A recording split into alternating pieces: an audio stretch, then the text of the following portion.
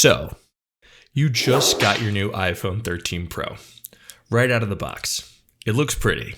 Look at those cameras. You're going to make such great content with this phone. You don't even need a big fancy camera anymore. You go out to shoot some cinematic, buttery smooth footage, and it turns out like this. You're pissed. What the fuck are you doing wrong? Don't worry, I've got you.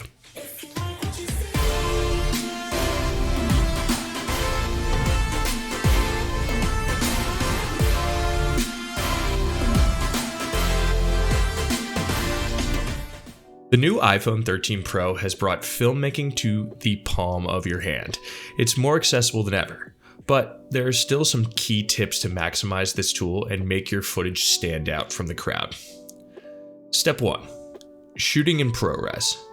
Like I've mentioned in my previous videos, one of the biggest steps forward for the new iPhone was the addition of being able to shoot in this codec. Shooting in Apple PRORES gives you a lot more data within your image, making it not only visibly clearer, but also enabling you to have significantly more control in post-production. To enable PRORES shooting, go into your general settings, then the camera settings, and click the Format section. Make sure Apple PRORES is toggled on. Next, go into the Record Video section and ensure that 4K 24 FPS is the primary option selected and that HDR video is toggled on as well. And bam, you're ready to capture high quality PRORES footage. Step 2. Using ND filters. An often overlooked element of shooting with iPhones is the use of filters. In short, ND filters cut the amount of light that your camera allows to reach the sensor, allowing you to have better control over your exposure, shoot at a shutter speed of 1/48 for natural motion blur, and shoot at a shallower depth of field without overexposing your images. Step 3. Using motion. A simple way to immediately make your shots more dynamic is by adding motion. Even the smallest amount of motion can transform your ordinary static shots into more cinematic clips. When capturing a static object, like a tree or a building, I make sure to subtly sway back and forth so that when I get into post, I can choose the section that looks best, giving me subtle motion in all of my shots. Step 4. Color grading.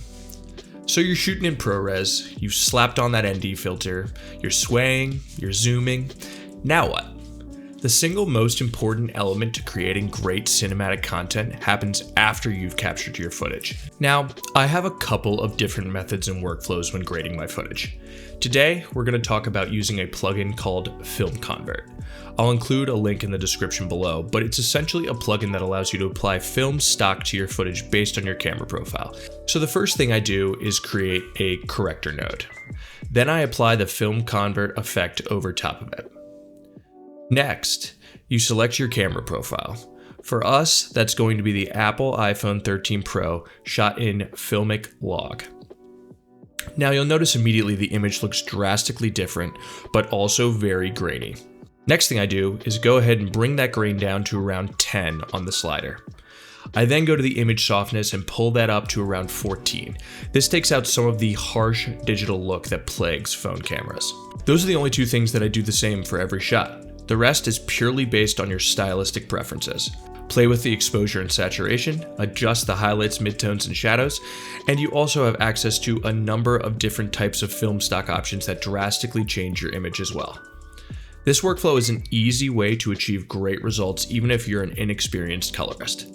I'll be doing a more in-depth tutorial on how I grade all of my cinematic footage in the coming weeks. So there you go. You've taken your amateur iPhone footage and created something far more dynamic and cinematic. These are just a few of the basic tools. The most important thing is to get out there and create, experiment, and have fun with the process. Cheers, guys. See you next week.